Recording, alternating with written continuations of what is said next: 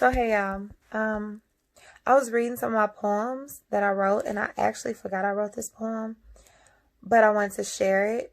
It is so deep. Y'all ever been in a situation romantically and you be like, how the heck did I get in this situation? Well, this poem is about how I got in this situation. I hope y'all share it, like it, whatever. The biggest mistake I ever made in a relationship is hearing the words "we" come out of a man's mouth whose intentions were positioned in his own interest and not for me, and allowing it to awaken anything within me besides intuition that he was lying. But I valued his opinion more than my relationship with my intuition.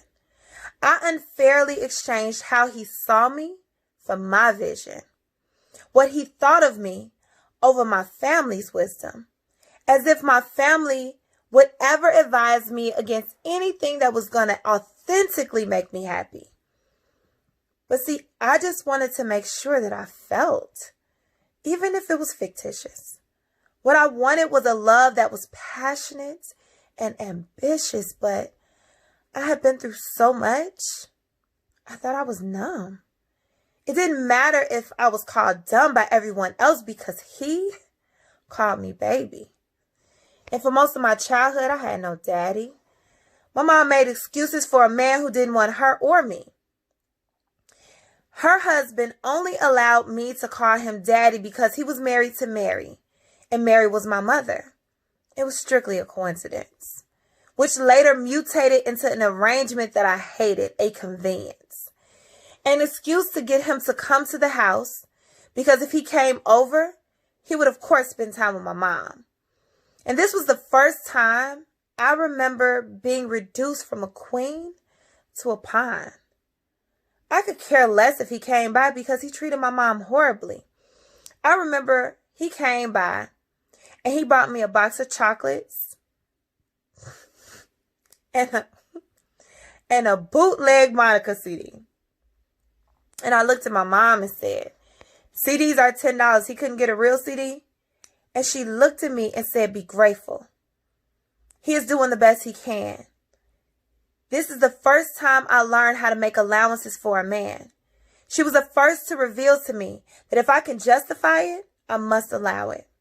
Take crumbs with gratitude, because don't no man with an ungrateful woman with an attitude, even if you're giving her the bare minimum. She gave reasons why I should wait for the window by him. I remember watching Ricky Lake, and this lady met her father for the first time. And I said, shoot, I wanted to meet mine. And this grown man ignored me for a week. And my mother reprimanded me. She taught me how to see things from everyone else's point of view simultaneously. And I am so empathetic that it's pathetic. And I'm stagnant. I repeat cycles like a mouse running on a wheel, constantly moving, but emotionally stagnant. Not even knowing my own power to heal. Saying at jobs I should have never even applied to. Giving grace to men I should have never even given my number to. I carried a man's last name with more honor than he did, but this is what I was taught as a kid. I hold so many titles. Mom, sister, aunt, friend, niece. But when will I hold myself accountable for defending and maintaining my own peace? I could go on and on about my childhood, but I always tell my son, baby, you can create your own reality. My mom did the best she could at raising me. Rest her soul. But if I want to rise to greater, it is now up to me. Peace, love, and hair grease on the quarantine.